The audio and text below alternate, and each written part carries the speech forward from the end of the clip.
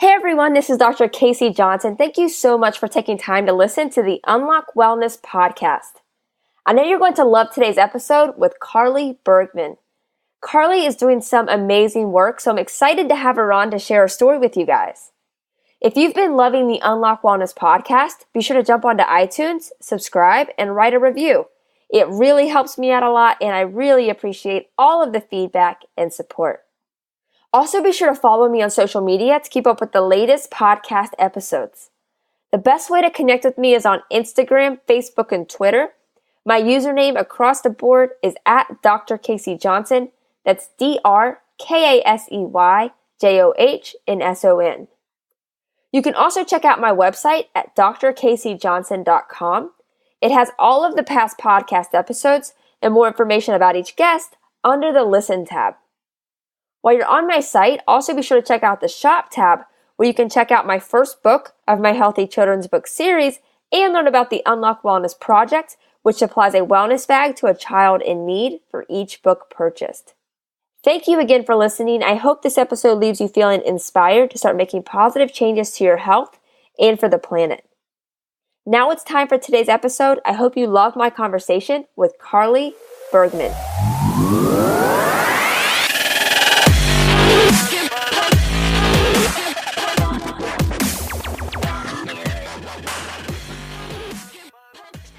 Welcome to the Unlock Wellness podcast. I'm Dr. Casey and excited for today's guest. I'm here with Carly Bergman, and Carly is an expert in sustainability and is extremely passionate about helping others learn how to decrease the waste that they create and get a zero carbon footprint, or at least as close to zero as possible. But she has also transformed her health on a vegan diet, and her influence is making a huge impact not only on people's health, but also for the health of the planet. So Carly, just thank you so much for taking time to come on. I'm extremely excited to have you on. Thank you so much for having me. It's my first podcast, so I'm super stoked to be here. Nice. It's going to be a lot of fun. I'm excited. Yeah, I'm excited to see how this all works out. Yeah, and just big shout out to Carly, your boyfriend Brendan. If you're listening, his episode was episode 108. And so he connected us, and we knew it was going to be a really awesome conversation. I've been wanting to have an episode focused on sustainability for a bit, so I'm just excited that we were all able to connect. It's awesome. And now, I met him through his business, Planet Protein. I saw him vending at a veg fest, and now I've kind of seen Planet Protein go to more of a sustainable, geared towards zero waste company. And I've helped Brendan think of other options to implement in his business to make it more sustainable. And, it's just totally going up from here. All these ethical businesses are even just becoming more ethical. So it's nice how we're all growing and all of our businesses are growing too. It's a really cool transformation. No, it really is. And, there was like a quote in his episode, Carly, and I thought it was really cool because, it's so true because, he was like, companies that are, vegan or trying to be more sustainable, like those companies are what's really going to save the planet because they have so much influence and they're able to reach so many people and make a larger impact, and it's just I loved that because it really is so true. Exactly. And that's why, because I've transitioned to a minimalistic, sustainable, zero waste lifestyle, I only support companies that are ethical and kind of align with all of my values. And so to support these companies when I know their heart is in the right place, and I know all of the owners personally, since they're just such down to earth people, and they're so open about their business and their beliefs and morals and what they want out of their company and how it's going to impact all of these people with sustainability and health. It's just an amazing movement. I don't think zero waste and sustainability is a trend. I really do think that it's a movement and it's the future. And I see it everywhere I go now. It's just implemented in stores now, and even Lego, one of the biggest companies ever, they're trying to make plastic made out of plants that's biodegradable. So it's, even these big corporate companies are kind of seeing where the movement's headed and they're changing their ways. So it's only going up from here. Well, yeah, it's interesting. Like you were saying, like there's no way it's a trend. Like we really don't have a choice. Exactly. Like there's Right. zero choice there because like we're seeing those impacts, like, whether or not, I mean, first of all, you can't doubt that there's changes being made to the environment. I mean, like there's been so many, I mean, you think about how many storms we've had, how many hurricanes, tsunamis, earthquakes, droughts in California, like all of that is connected, and you really can't ignore that. Like it's all interconnected. Totally. I mean, Brendan and I experienced that firsthand when we were, evacuating from Irma. It was awful. And a lot of our friends actually in Florida are moving out of Florida for that reason. I went to a climate change conference last year in Miami, and we talked with a bunch of people. There are around, I would say, 400 people there, and we were talking about climate change and how it's affecting gentrification and racial issues and social injustice, and how it's all connected, and it's really impacting Miami in a very negative way. And people are just kind of done, and they're just moving. Rather than implementing change in Florida, a lot of them are evacuating. So that's why the number one thing one can do is create an ethical, sustainable business and fix the problem rather than running from it. So that's kind of my job and, Brendan's job and your job creating a podcast. We all got to lead by example and make change because we're all capable of doing this, and we're all capable of raising awareness. So just planting seeds and kind of trying to educate everyone about these issues with climate change and all these fossil fuel emissions and how it's negatively impacting the whole universe.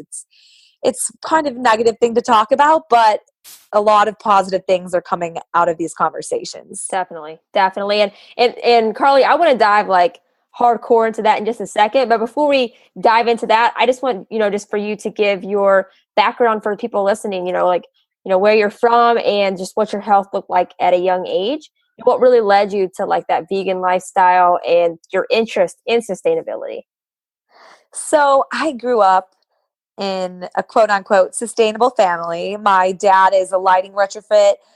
He has a lighting retrofit business for energy efficient lighting. So he always does LED lighting and solar panels in big buildings. So I was always learning about sustainability from my dad. My mom was always teaching me to be the most sustainable person I could be by bringing, just a reusable water bottle to school, bringing a reusable lunchbox, simple things like that. Trying to not use as much single waste plastic that were the norms, like plastic water bottles and plastic bags. Those were always a big no-no in my house. And in terms of veganism and plant-based eating, I grew up in the standard American healthy, clean eating family. So that would entail, a salad that's not organic with processed dressings and lean meats, things like that. And when I was sprinkled on. Exactly. And right. When I was 15, I saw a juice bar that opened up right by me in Chicago. And I was drawn to it right away. And I went in the first week they opened, and I was like, I'm not 16, but I really want this job. Can I please work for you? And the owner, named Paulina, was like, how could I not let this girl work? She's so passionate about working here. Right. I even spoke to Paulina. I was like, I will even work for free. I just want to learn. I want to learn about juicing. I want to learn about health and everything that this business entails. So they just completely took me under their wing. And the juice bar is called Pure Juice Cafe. And to this day, I have not been to a better juice bar. And I've traveled all over the United States at acai bowl places, and I've never had as good as a acai bowl. And I haven't seen better ingredients because it really is the whole shindig. They buy in bulk and local, non-GMO, organic. And it was amazing to be a part of that whole business. I was just able to try to sell people products because I knew deep in my heart that it's such an ethical company. I knew that I was selling someone a juice that was actually amazing for them and that it was made with the best ingredients possible. So being a part of an ethical business so young and working with a diverse group of people, when I was 15 years old, I was working with immigrants from Mexico, from Europe. I was working with people that had different sexualities, like they were bi or polygamous or even, people practice witchcraft. And at the young age of 15, I was relatively sheltered by my parents. My parents have been dating since they were 14 and 15 years old, got married, started a family. And so this was very untraditional to me. So, they taught me a lot about different cultures and different backgrounds. And then they had a ton of different knowledge from their travels and their experiences. And in terms of environmentalism and the health field, they taught me a ton of information at one time. It was like information overload about learning about all the fossil fuels that are emitted into the atmosphere and the negative effects of birth control and how plastic is never, biodegradable and how plastic never disappears and all of these different things. And, even learning about the water that I was drinking that wasn't clear. Mm-hmm. I was just so overwhelmed by all of this information. So right away I went vegan, and I had no idea really what to do. I was just kind of eating and juicing, not really watching my nutrient count, just kind of eating vegan. That's all I knew how to do. I just knew that I couldn't eat animals because of the animal agriculture and how unethical the companies were. And I knew that I had to be a more sustainable person, not contribute to these other companies that are destroying the planet.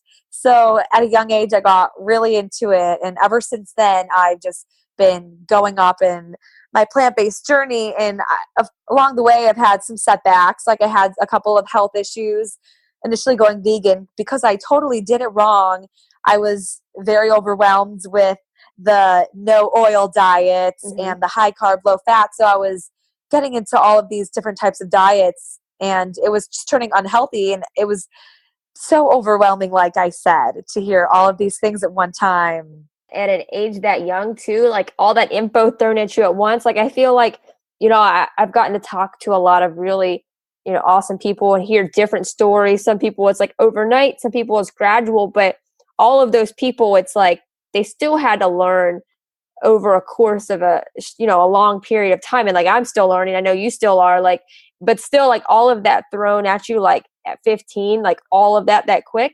Right. Also at an age, Carly, where it's like you're a teenager, you care how you look, it's hard like that. I mean, that's a lot all at one time at a young age like that.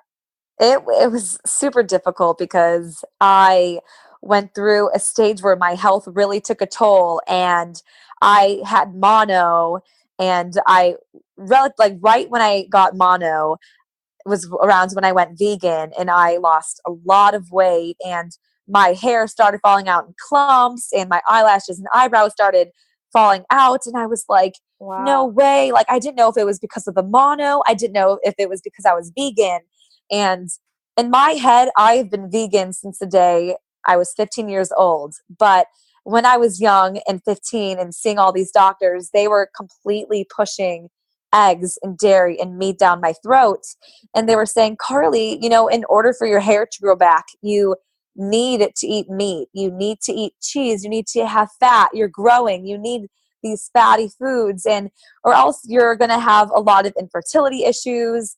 And I was actually diagnosed with polycystic ovarian syndrome during this time too. So Wow. It was like a whole whirlwind for me. And so there were a couple of times where I ate fish and I ate chicken one time, and I felt sick to my stomach. I felt so bad.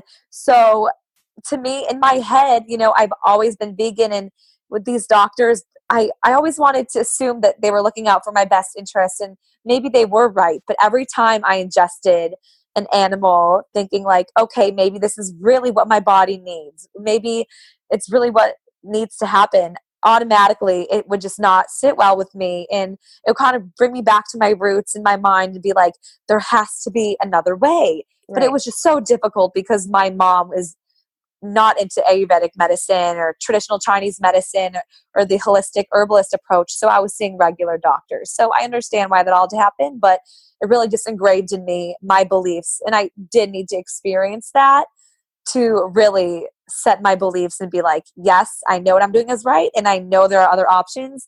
And now that I'm older, I have learned those options, and I am in contact with all those practitioners and Ayurvedic, holistic acupuncturists. So it's led me to amazing people.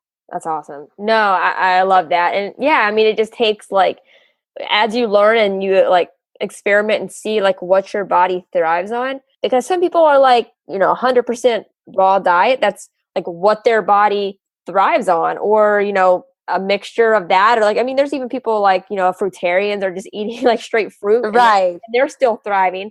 So Exactly. there's just like, it's just figuring out. It's like, do you need to be the person that's having like that 10 banana smoothie, or do you just need to have that good mix? And I mean, it's so different for everybody, but obviously, we both know that it can be done and you can thrive on a plant-based diet, and people are doing it every day. So Exactly. And coming from an environmental, like sustainability side of this, we're all living all over the world and we have different pesticides thrown at us. We're living in different climates. We're more susceptible to certain kinds of weather. And all these things are taking a toll on our health. So certain diets are going to affect us differently. That's why I say, whatever vegan diet works for you, but don't give up when a certain vegan diet isn't working for you, because there's so right. many different practices from all over the world, and all these different cultures and people and countries are implementing different types of plant-based diets. So giving up isn't even an option in my head to recommend to someone that's not thriving. It's just,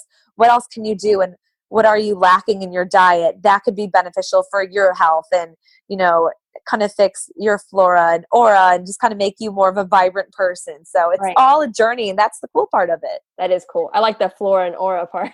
Yeah. I like that. That's funny. It's funny because like being vegan has really helped me dive into my spirituality and my contemplative practices, and just being vegan and being zero waste. It's I'm being mindful every single day. I wake up and I get out of bed and I know that I'm doing something that's amazing for the planet, for my health. And Right.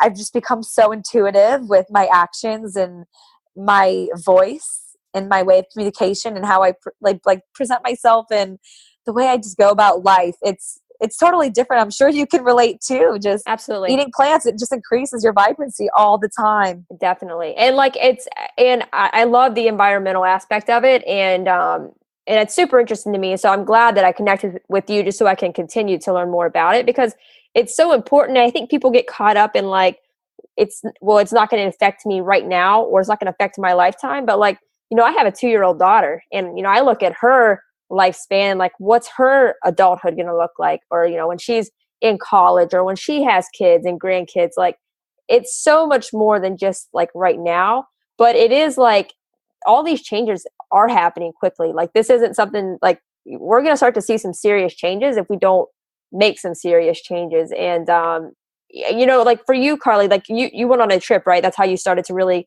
see like the impact that it's really causing. Yeah, I went to Nicaragua for a month for a volunteer trip last year, and I was directly immersed in a culture of plastic. I mean, all of our plastic waste from the United States in the ocean, it ends up on their coast. And I actually got staph infection when I was in Nicaragua from swimming the water, just Wow. because it's so dirty. And just to give everyone an insight on how it looked, I mean, I was staying in a hostel that was on the ocean, and the sea levels are rising every single week, month, and it's rising and rising, and it's up to the buildings now, and the salt is deteriorating the hostels and these small businesses in Nicaragua that are, only kind of, in business because of tourism. They're losing their form of income just because of the climate change and all these pollutants that are really changing the weather and the whole atmosphere and topography of the entire world. So when I was there, I saw their plastic waste, and I was informed that they don't have a proper waste management system, and they just burn all of their plastic. Wow. So it really inspired me and the people that I traveled with to kind of hold back on all of the plastic that we use there. And, I've considered myself an environmentalist for quite some time now. Ever since I was 15 working at that juice bar, like it really sparked an environmentalist in me. And I always was sustainable, using reusable cups, reusable knives and forks, and just doing my best as a person. And it wasn't until Nicaragua that I realized, okay, like I'm trying to hold back from all of my waste when I'm here. So instead of getting a granola bar, I'm going to get an apple. Or instead of getting a bag of granola, I'm going to get a cucumber, because I realized I was still getting that cucumber, or I was still getting that granola in that granola bar in the United States. So in Nicaragua, I was very conscientious for that month of how much I was wasting. And I was actually able to bring all of my waste back in a bag with me, a small baggie, I brought it back with me to the United States so I could dispose of it properly, so they wouldn't just directly burn it like they would in Nicaragua, just so I knew it could be recycled. And what I brought back, I knew it was, going through our waste management system. So I kind of got a thought. I was like, okay, how much am I actually accumulating in the United States in 1 month? Like I said, I'm a sustainable person, but I still use single waste plastic. It might not be a bottle. It's a lot. Yeah, it is a lot. I mean, I think simple about, things. we try to recycle as much as possible, but and why I love that you're on here, because I know you're going to help me do even better and help teach that for people too. But I'm just thinking, you're talking about all this, so it's all running through my mind. I'm thinking of we have so much, and even if you're trying to do, it's a lot. You still have so much. It's crazy. It's a lot. And I just started the campaign that called Futuristic February for a month.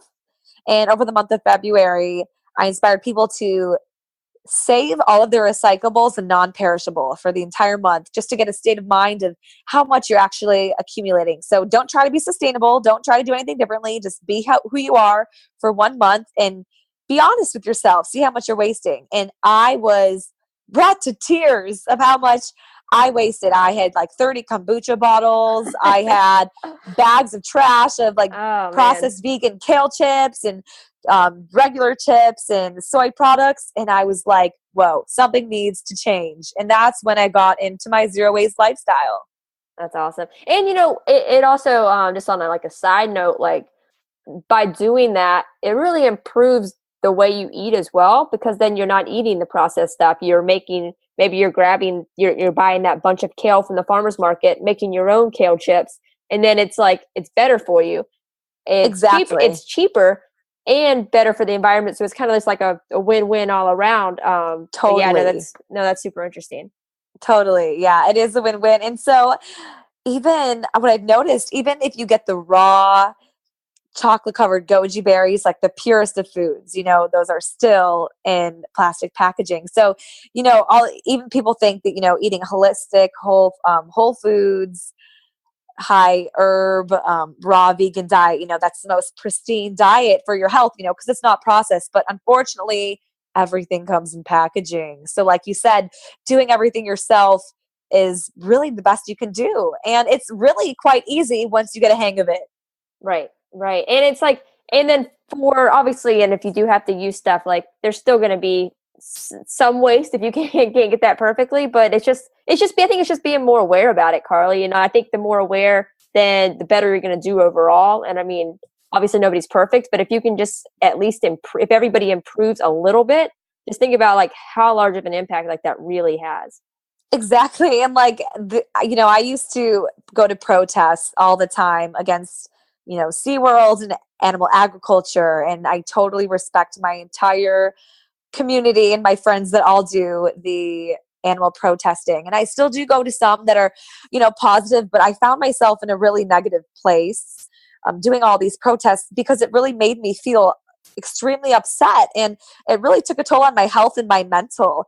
So by getting out of those protests and kind of and going to Nicaragua and realizing that I'm not perfect, even though I'm eating plant-based, I'm not as sustainable as I'm preaching to be, and I'm technically a hypocrite. So it kind of put me in a place okay, I need to just lead by example and just be the best I can and inspire people to be the best they can, rather than, kind of judge everyone that's still using plastic water bottles or eating processed meats, just lead by a place of example. And that's something big for me, just releasing judgment on other people, releasing expectations, and just going around educating and letting people learn by you in such a positive manner. And that's how I got my family to go vegan. That's how I got my family to eliminate a lot of the waste that they use, just because people say, Carly, you're happy. Like there's something about you that's making you so vibrant. Like, what are you doing? What are you doing differently? Like, what are you doing for the environment that's making you so happy? And I'm like,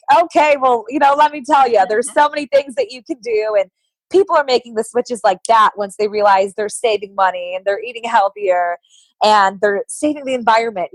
I Right. first say, be selfish, like do it for your own health, do it for your own wallet. And you're also saving the planet at the same time, because, that doesn't work for everyone. They don't really necessarily see the picture of your daughter that's 2 years old who's going to be in a culture of plastic because they might not have a daughter or whatever the reason. Right.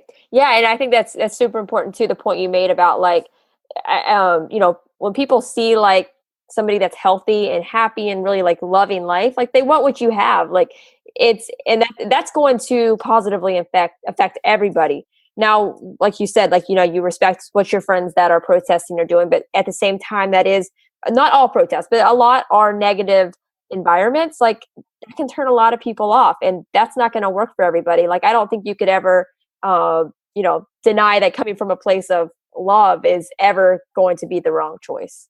Exactly. And that's also just, living a contemplative life has really helped me get into that mindset of, this is just an experience and everyone's learning at their own pace. And I'm not here to push my beliefs on anyone else. I would hopefully try to inspire someone else. And if they're not ready to hear the news, they're not ready. And they're just going to, something in their brain just totally turns off and they're not going to listen to what I have to say if I'm yelling at them. And when I got off my family's case about eating meat and processed foods, and I was just this young girl, 15-year-old girl, like, how could you eat meat, Mom? Like, I'm learning all these things at work and I'm telling you and you're still eating meat. Like, come on, like you're better than that. And the moment I released judgment on them, it was 3 years later, but my mom went vegan. And it's when I stopped being angry at her and I started living so happily and just being like, I'm trusting the process and I'm not going to be angry anymore. And now she is a preschool teacher in Illinois, and her whole class composts, and she's getting all of the kids to get on Gardein products instead of their Lunchables, which is a step up, and Right. she's teaching them all these amazing things. And, she's teaching the next generation, then they're going to be the next generation that's going to have all these other vegan environmental ideas. And just by me becoming positive, it sparked something in her that's sparking things in these young children. And it's just a whole chain reaction. So For sure. that's what I recommend to everyone. I love that. I love that. And like, what would be like some easy changes that people could make? Because somebody listening that maybe all of this is completely new to them, what are some steps that they can take right away? Like, what are some tips that you would give to somebody? Like, you run into somebody, you're telling them some beginner steps, like how they can start implementing some of this stuff. The most basic thing that I tell everyone to do is have a designated sustainability bag. So in my sustainability bag that I have, it's like a little, side satchel bag type thing.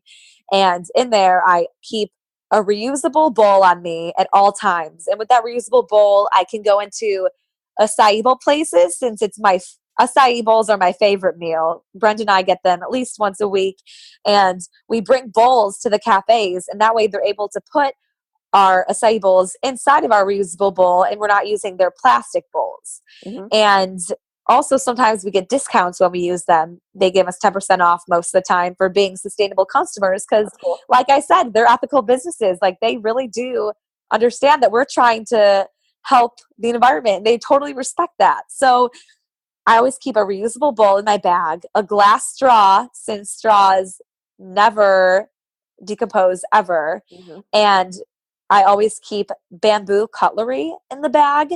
So I'm never in a position where I have to use a plastic fork or a plastic knife.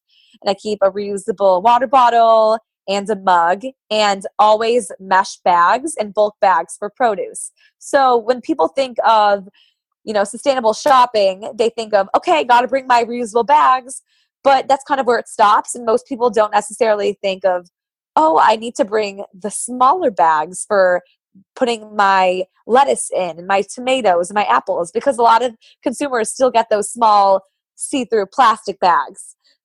So there are mesh bags that you can use and you can purchase for the grocery stores. And I totally recommend those. So you don't have to accumulate those small, I call them the doggy poop bags. That's what everyone uses them for. But so Right. you don't have to grab those. And so kind of just be even more sustainable than they already are. And also bulk bags.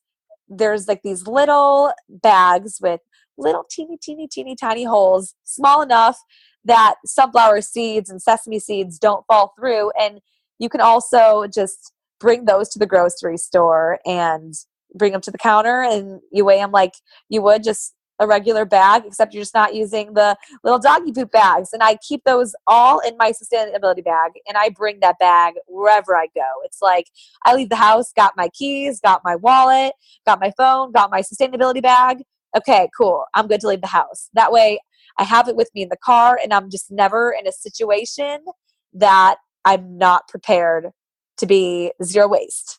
Right. No, that's really cool. And like, I think if when most people think about like if you would just throw out like you just on the street, you just throw out the word like sustainability and decreasing that waste, I think grocery bags would be probably one of the first ones maybe they've heard some things about. Before we jumped on the call, I was like looking into it a little bit, and something that I didn't know, I'm sure that you guys probably knew, but I like that California actually banned the usage of plastic Yes. bags. Like Right that, on. that's cool. Like, but that seems kind of crazy if you're not like familiar with like the subject, just so that they can ban like all plastic bag use. Have you been to California since they've done that? Yeah, I was there last week actually. California, they are just so ahead with Yeah. everything. Right. We were at a farm, the sustainable organic farm that the local homeless work at, and they're able to go there and hang out and just garden, eat free produce, and all proceeds go to them That's developing awesome. careers. So, California is so ahead in that way, and especially with the zero waste movement too. We went to zero waste grocery stores, one in San Francisco called Rainbow Grocery, and they had the most bulk foods I have ever seen in my entire life. They had bulk almond butter, bulk pickles, bulk, like fermented salads, bulk granola. It was the craziest thing I've ever seen. And that's being implemented everywhere now. So Right. they're just popping up like crazy all over the world. It's awesome, and like there's so many other countries that already ban this stuff. Like we're just like you would think that we would be ahead on all of it, but we're really not. And like even I was seeing like like France, like not only do they ban bags, they ban plastic plates, cups, utensils. Like that's huge. That's it's just crazy to think about. It's common sense, It and is. it's the fact that we're just such consumers in the American culture. And that's the thing. Also, tying into my zero waste lifestyle, minimalism is really how I got into the lifestyle. I did a meditation practice that lasted 49 days, and I just decluttered everything in my life, whether it be my clothes, my bathroom cabinet, the contacts in my phone, my old pictures, just every day I would declutter something different. And I just realized how much waste I had just from being younger and just purchasing things and not thinking about it ever again. And Hmm. I think we're just so forced to buy for things that only give us satisfaction for a day. So that's why through zero waste, you kind of are like living a minimalistic lifestyle, and you kind of realize that you don't need really any of these things that you're buying with plastic at all. And they can all be thrifted, and they can all be used secondhand, or you can get them from a friend.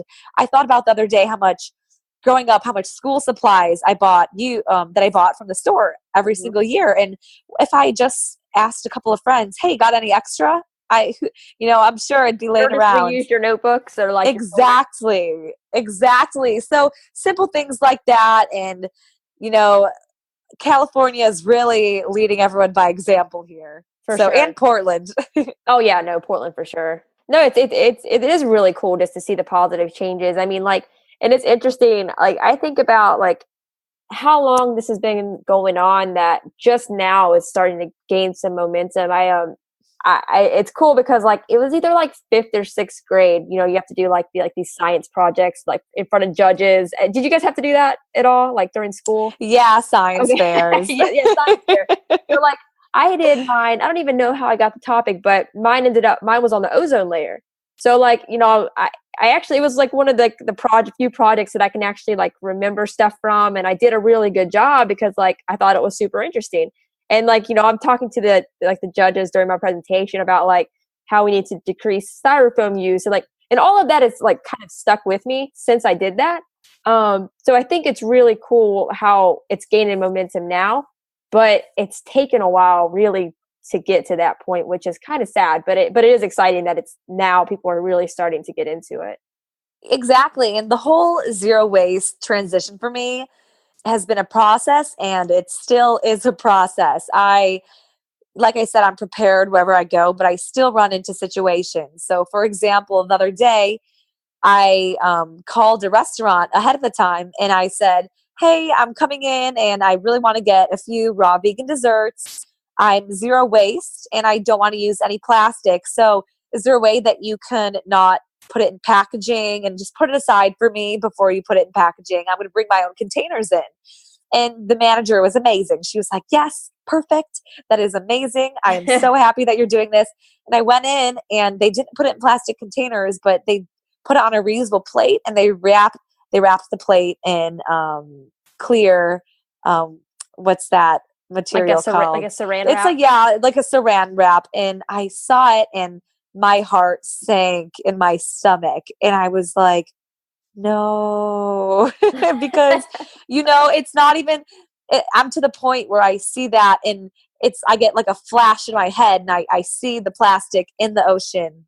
It's kind of like when you go vegan and you see meat and you automatically see the animal dying. It's the same with plastic for me now. And I was like, really my heart was broken. And Carly a couple of years ago, maybe even a year ago, would have been to the manager, like I came in and I was expecting something, and I'm really trying to decrease my waste and I'm just kind of disappointed. But now that I kind of have a different mindset, I was like to the manager so kindly, I said, hey, like I really respect your restaurant. It's organic and you use local vegan foods, and I love coming here and supporting you guys. But I called ahead and I really wanted you to not put it in any plastic, and I really thought I vocalized that just because I'm zero waste. So I think that you guys should maybe start considering how to go zero waste and how to have more sustainable plastic options, whether it even be transitioning to like a compostable plastic and then omitting it completely. But I just want you to know that I will continue to support you. If we can kind of go a different route and I don't have to get plastic when I come here. And she was like, I am so sorry, I didn't even think about it. And I totally understand, because no one inherently like is a bad person. No one wants to do any harm to the planet. I know she didn't mean anything, but it's habit. It's so habitual, right, for her to do that. So I was like, no worries at all. And she was like, if next time you come in, I'm sure that we'll have it perfect for you. And I'm like, I totally appreciate that. And that's just planting a seed in her restaurant. She's going to take that to the higher up and say, we're getting a lot of like sustainable zero waste customers here now. Like we really need to serve the market, because that's where the vegan market's going. It's zero waste and sustainable options like bamboo cutlery and bamboo straws and reusable containers. Those are popping up everywhere, and they see that. So they want to, get in with the movement, and they want to be a part of it too. Yeah. And the straw thing's really interesting too, because I feel like the straw thing has a lot of momentum. I think I see the straw thing everywhere. Even though that's not like the largest thing, but there's so many. And there are easy options, like you said, you had a glass straw. I think they even have like bamboo straws and things like that. But I've seen a lot of stuff like with the straws. Just everywhere. It's cool, and I love how it's kind of becoming a norm to not use straws too. Like just how it's kind of a norm not to use the plastic bags, and it's kind of like if you're using plastic bags, sometimes if you go into Whole Foods, people are like, wait, why are you using, like, especially in California, they're like, wait, really? Like, you're going to leave here with like even like a paper bag. Like you should have brought your reusable bags. Like, come on, get with it. So it's becoming a norm. So I think people are going to start feeling kind of left out if they're not using sustainable products, which, we don't want anyone to feel left out, but it is really a positive movement. So if they're going to make more like conscientious choices, by all means, like let's all do it. For sure. And like, I know, like I was on Instagram the other day, and I love your Instagram because like you do put like different hacks and tips and stuff like on your stories and on your page. And like, I super appreciate that because this is all a process for me. I'm still learning a lot about this stuff too. But like, you and Brendan, I guess, put out a like a kit on Etsy, right? So do you want to talk about like what you guys put out and like what people can find in those kits and just how they can use those? Because I think that's awesome. Yeah. Oh, thank you so much. We're so stoked about these kits. They are so cool. I wish when I went zero waste, they were here because they have all of the essentials in one place. So instead of people doing their own research, they can kind of like reference my Instagram page and Brendan's Instagram page and listen to all of our tips and then have the products with them and know how to implement them. So it's a kit and there's two. There's a newbie zero waste kit and an advanced. And in the kits, there's products like glass straws, zero waste razors, which is one of my favorite. It lasts your entire life. And I did the math. For me, I'm saving over $4,000 by switching to using this razor. It is absolutely crazy. It's a bamboo razor that's meant to last your entire life. And instead of throwing out the whole razor, you can just send the blade. You kind of slip off the blade off the top of the razor and you replace it with a new one every 4 to 5 months. And the blades are like 30 cents or something like that. And they range from different companies, but and you can send the blade back to the company and they'll recycle it. And basically you just do that and it kind of looks intimidating because it's all like stainless steel, like metal, and people are like, oh my gosh, that looks like a knife. And I'm like, well, it's a really close shave, but you have to be careful like you would with any razor, but right. It's not scary. And I'm totally used to it after one use, and it's an amazing razor. And there's like 2 billion plastic razors thrown out every single year. And I think that might even be a stat from the United States alone. So it's crazy. So this is the number one thing, in my opinion, that people can do besides, bags and glass straws, because, these razors are so unsustainable. And it's saving you so much money over such a long period of time. Right. So we incorporated those, and we have coconut bowls in there, which is the reusable bowls that I bring to cafes. And these bowls are actually repurposed from like hurricanes and natural disasters, and the coconuts are repurposed into bowls. So we have those along with like mesh bags, bulk bags, shampoo bars.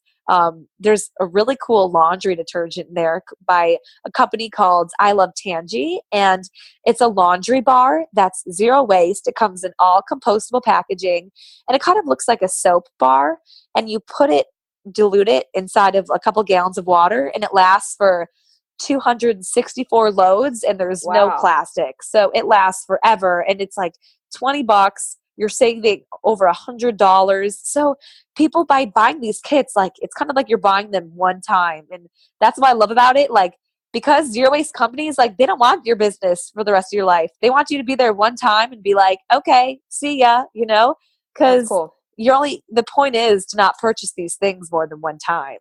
Unless it's like a shampoo bar or like a detergent, things you need, but like a razor and a straw, one time for the rest of your life. True. Yeah, no, I love that. Yeah, please keep buying the soap. Carly and I definitely recommend you keep using your soap.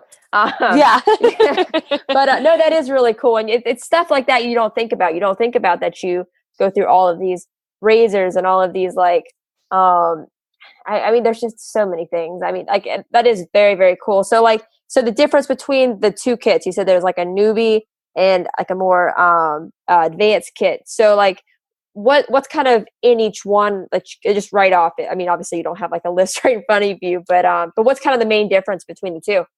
So, the basic, the newbie, I call it like basic. It's basically everything I would keep like in my sustainability bag with me at all times. like the straw and the coconut bowls.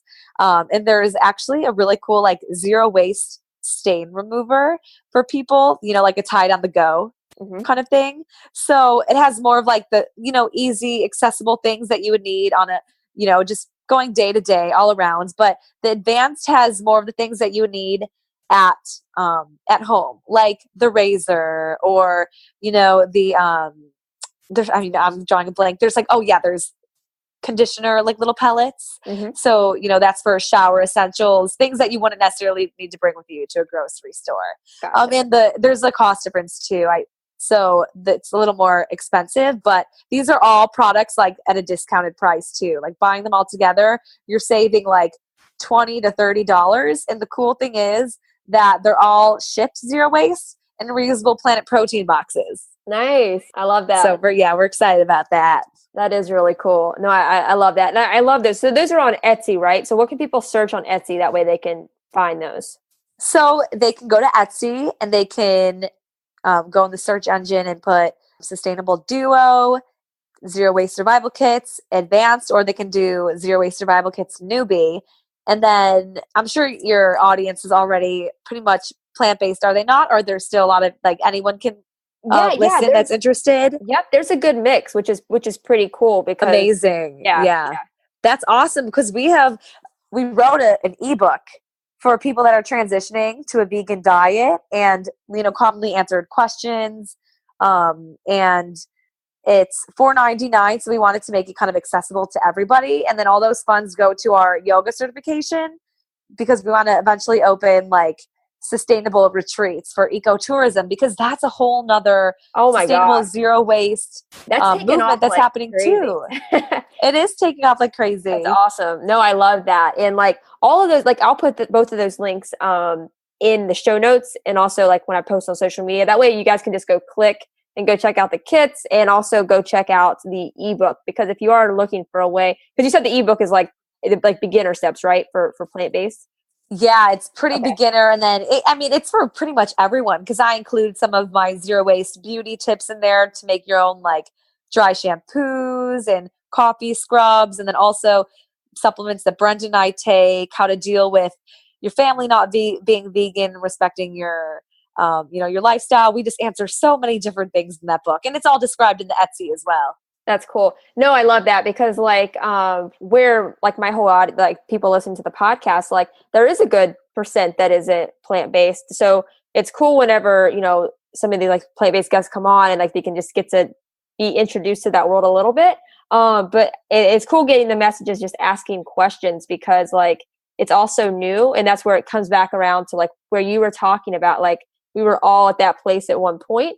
So it's really awesome to get to share like resources that meant a lot to us early on and just understanding like where they're at mindset wise, like in those beginning stages. So an ebook like that would be super beneficial to check out if you're listening and you just want to learn more about, everything we're talking about right now.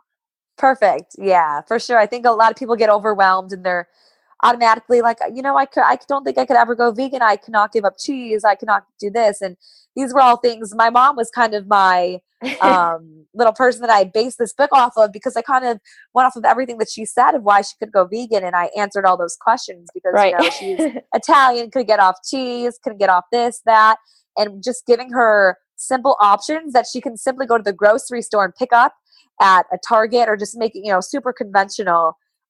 She was really able to do that. And now that she's past like the that vegan phase, she's starting to make a lot of her own products, like do-it-yourself black bean burgers and soups and own dishes. So it's a transition, but it's also to help people that are already vegan transition into a more plant-based, wholesome diet as well. That's cool. And like, what other resources? Like, it could be sustainability, it could be plant-based. I know they both go hand in hand, but like, were there certain resources that you really liked? Like, documentaries or books or like things people can go check out. I know documentaries are like one of the best ways that people like to learn now because they're so available on like Netflix and stuff. For sure. If there is one book that I could recommend to everyone on the planet, it's called Drawdown. it is the best book that I have ever read about climate change. And it's by Paul Hawken. And basically, so if you just go on, you can even go on Amazon and just draw down the most comprehensive plan ever proposed to reverse global warming. That's the title of the book. And in there, it gives you all of the information about climate change in a really, I was really receptive reading it, just the way the book is formatted. It's not very textbook like. It's very conversational, and it throws information at you in kind of a holistic manner. Not all statistics. And it gives you, it tells you what's going on in the world, why it's wrong, but then it gives you all the solutions and all the, renewable energy resources like wind power and water energy and, things that we need to emit and move towards. It gives you all of that information. And I have a sustainability environmental background from Florida Gulf Coast University. So that's a book that we studied there. And to this day, like I have this book with me now, and it's just an amazing book. It's so well written, and it just gives you everything that you would even need to know. And I know there's some audio recordings of it too for people. So that would be a good option as well. Do you recommend, like, is that a kind of book that would be good as an audio? Because I love to listen to audiobooks, but some aren't really great like that. But that one would be a good one. Yes, I have the audio too. Cool. I do love the audio, but it is a book. It's big and has a lot of amazing pictures in it as well. Gotcha. So I like reading it as well. Gotcha. No, that's awesome. I'll definitely check that out. I'll definitely check that one out too. But yeah, have you seen we're just talking about documentaries. Like, have you seen the documentary? I think it's called Chasing Coral. Is it about the coral reefs, the bleaching? Yeah. Have you seen it? I haven't seen it, but I'm very familiar with the process for sure. It's crazy. I watched it a few months ago, and it like blew my mind because I didn't fully understand how quickly, but once I watched that, it was like it blew my mind. But a lot of those documentaries leave out a lot of stuff just because of I understand, like government funding, that kind of thing. For like sure. They don't go into like how like vegan diets affect that, and like certain, they don't go into all of that. But I thought it was still super interesting because it really is crazy just to see it visually like that. That's what people need though. Like that's why documentaries are so beneficial. And that's, what I show my parents all the time, because they need that visual. They need that, click in their brain to be like, whoa, I'm still working on, my dad isn't vegan yet, but I do show him documentaries like that. And I try to connect it back and be like, Dad, a lot of the food that you're eating is because it's animal agriculture and it's contributing to some of these problems. And not only that, the plastic that you use every day when you go out to eat at those facilities, they're not necessarily worried about the waste that they produce. And slowly but surely, it's hard.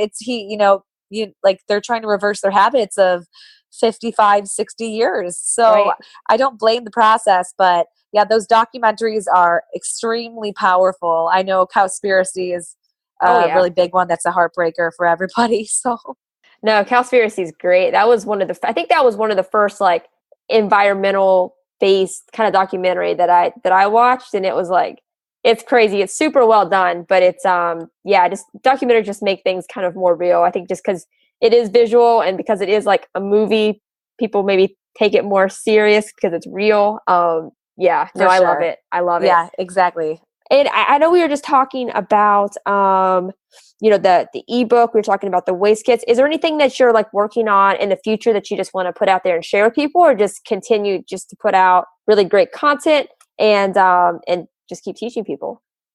So I have my degree is integrated studies. So it's kind of an emphasis on eco-spirituality and sustainability. Those are the two of the things that I focused on. And that's my passion. Like I implement that in my daily life. And I would just love to create a safe space for people to, do some yoga, eat raw meals, and just be sustainable, zero waste. And, I had kind of thought of the idea of creating some eco villages with a couple of my friends in that sense. But right now my goal, and Brenda and our goal is to travel like eco travel and maybe holds events in certain places all over the country, if not the world eventually. If we do gather some sort of following and just kind of lead just little like events that show people how to go zero waste and how to practice mindful eating and how to practice, like, one of my favorite contemplative practices is yoga nidra, and it's just a certain type of meditation. Just, plant seeds in different areas and just help people that want it, that don't necessarily want it through social media. They might want more of like a hands-on approach. Right. And also something that we're working on in the future is we want to create vegan festivals in lower income areas. So Brendan's from Flint, Michigan. I'm sure he talked about that on your podcast. You know what? He did it. But that's a big fact to leave out because they're. I'm so surprised. I'm so surprised. Brendan, I know you're listening to this. Come on, man. Come on. Yeah. He's from Flint, Michigan, and a couple of his friends over there. Obviously, everyone knows Flint, Michigan has a water crisis, but they don't really recognize that it's still going on. Some of his friends are still showering with water bottles, and it's just not talked about. So, I don't understand how that's possible at all. It's wild. It's wild. Yeah. That's one of our goals for the summer, to go to Flint and maybe lead a couple events showcasing how to live sustainably and a vegan diet, and just kind of give them something to work on with themselves that's available, and do the best that they can as individuals and rise above the situation. It's hopefully we're going to try to get a vegan festival, the Veg Fest. We want those to hit Flint, because Flint, there are vegan places in Flint. There's an amazing grocery farmers market they have there that's extremely vegan friendly, more vegan friendly than some places in Florida. So, cool. It's definitely something that needs to be put in place there. And honestly, we just are trying to spread the word to everyone we can, and just, spread the good vibrations and just help people heal, because it's kind of draining to see all these people get really sick and deal with all these health problems, because whether it be because of financial reasons, for social injustice reasons. That's our purpose, to go to places like Flint, or even I want to go back to Nicaragua and try to help implement sustainable. I forgot to mention that I'm getting my permaculture certificate, which is a type of sustainable gardening practice. And it's just a self-sufficient garden that requires less water and a lot of less resources. And a lot of people don't know about permaculture. So that's something I'd want to go back to Nicaragua and implement. So my brain's in so many different ways, because there's so many things that we can do, but it's going to be along, all of those lines. And they all kind of fit together, which is a beautiful thing. It really does. And just a kind of a quick side tangent, because I forgot to ask this. When you were over there, I know you said you wanted to take another trip back, and you said they were burning all of the trash. Like, were you seeing a lot of common health issues because they're burning all of these plastics with so many toxins? Definitely. And specifically, because I have hormonal issues, I have always been conscientious of women around me and kind of identifying those, since I've done a lot of research. So I noticed a lot of the women had a lot of weight they were holding in their stomachs. A lot of them had some facial hair, and that's definitely from burning of the plastics, the BPA and the phthalates and the dioxin that's in the plastic. They're all endocrine disruptors. So it negatively affects these women's health. And that's, it's so sad that it could potentially cause them infertility and things like that. And they just don't even understand, because they're not educated on the sustainability matter. They don't even understand what they're doing is wrong. So like I said, that was kind of my job as a volunteer, to go there and educate some local communities on more sustainable practices with construction and gardening. So basically, there are so many issues in Nicaragua. I mean, the city I stayed in, Granada, which is a city in one of the main cities in Nicaragua, and it was really dirty. There was just trash everywhere. And, for a second I was there and I was judging, and I was like, this is so dirty. I don't want to come back. And I kind of had a aha moment, like, Carly, how could you judge? These people aren't educated like you are. They're not, They don't have the privilege to attend a nice, university that you had the privilege of attending in, so they can't control their air. Exactly. Yeah. Taking a step back and being like, okay, there's a problem here, but I'm the person that needs to implement a change in here because, or else I can never judge the situation. That's not my place. Right. So yeah, there's a lot of health issues in Nicaragua. They're eating a lot of, even though I was able to eat vegan in Nicaragua, it was easy for me because I was eating a lot of fresh fruit and vegetables, but there are a lot of packaged candies, and the grocery stores were full of it kind of was just like a large gas station type of food. There was a small selection, but I was able to do it. It's crazy. And, the point that you brought up kind of at the beginning of that conversation, it's just like, if you're dealing with a lot of hormonal issues and maybe you're eating really well, or even if you're not, like if it's just beginning stages, but you're having a lot of hormonal issues, maybe some thyroid issues, like really start to pay attention how many plastics you're exposing yourself to, because like Carly said, plastic is a huge hormone disruptor, and just by eliminating your use of that can completely transform that for you. So start to be more aware of the different products that you're using, even putting on your skin, but like, I mean, literally everything, the food you're eating, but like if maybe what you do is you stop drinking bottled water, like just be super aware of how much plastic you're really using day in, day out, because it really does affect that. And the easiest way to admit that is to go zero waste. Because, and buy your kid. Yeah, seriously. That's the thing. And that's why, like I said, I have been watching my hormones for over 5 years, and I've been plant-based for 5 years and strictly vegan for like 3.5, 4 years. And so I was, watching all my hormones, and I was still using plastic. And when I look back at it now, I'm like, I wish that I could have made that transition in the beginning with no using plastic and going vegan, because like I said, like you said, a lot of these plastic or a lot of these vegan foods come in plastic, and you don't know what temperature that plastic is reaching and if it's leaching into the raw vegan kale chips that are supposed to be so healthy, but you just don't know. And that's a big thing with all of, the industries. You just don't know what's happening. So that's how I got into permaculture and sustainable gardening, because I'm doing it all myself.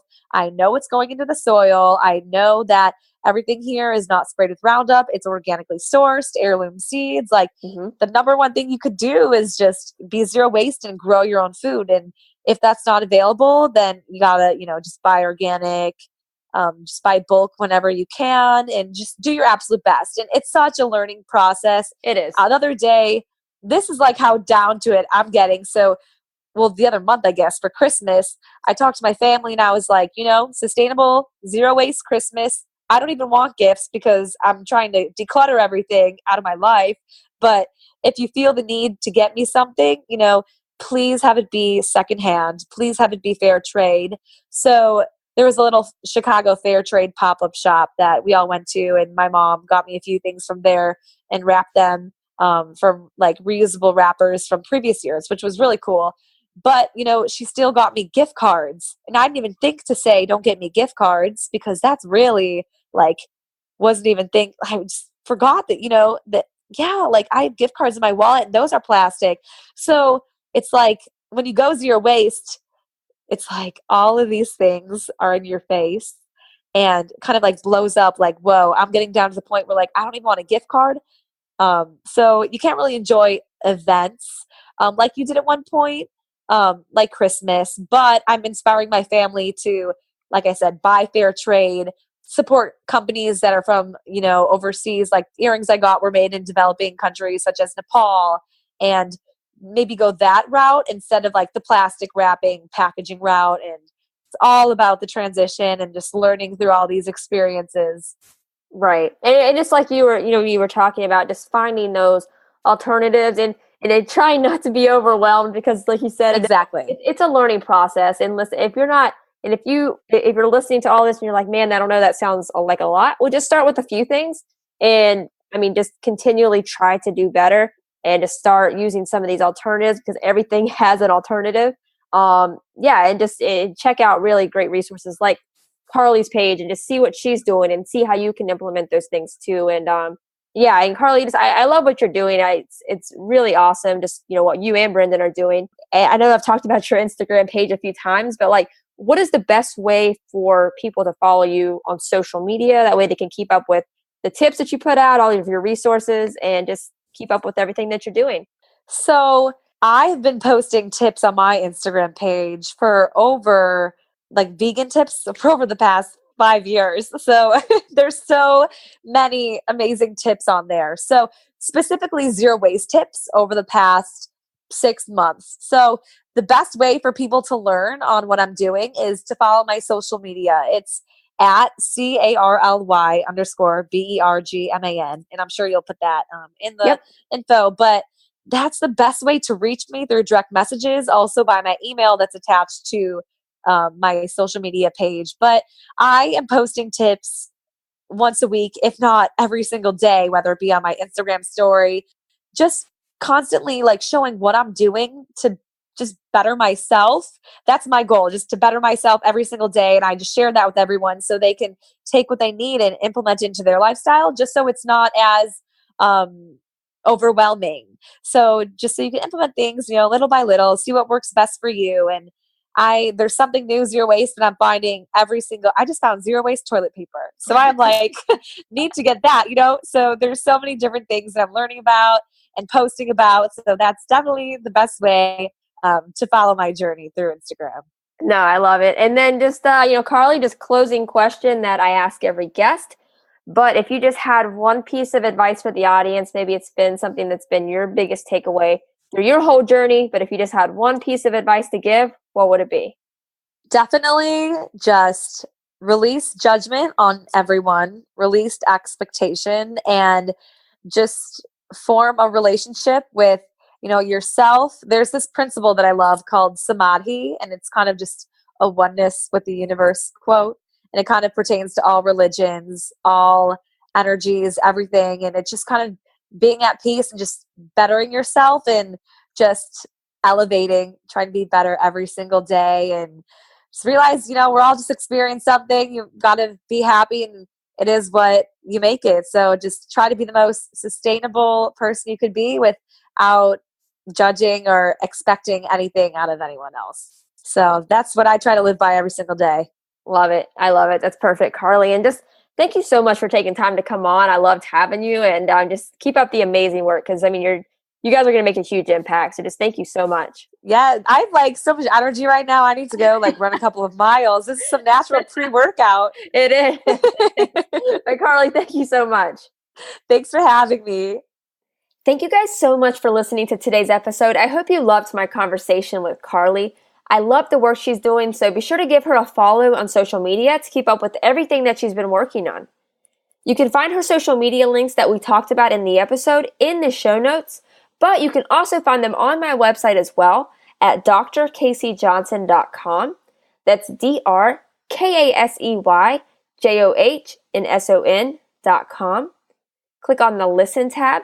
Then from there, you'll be able to see all of the past guests that have come on the Unlock Wellness podcast, read a little bit about each guest, and be able to click on their social media links, websites, all of that. So all of Carly's information can be found on my site as well. If you guys loved today's episode with Carly, be sure to jump onto iTunes, subscribe, and write a review. It really helps me out a lot, and I really appreciate all of the feedback and support. Thank you guys so much again for tuning into today's episode. I hope you loved it. I hope it inspires you. And most importantly, I hope you take action.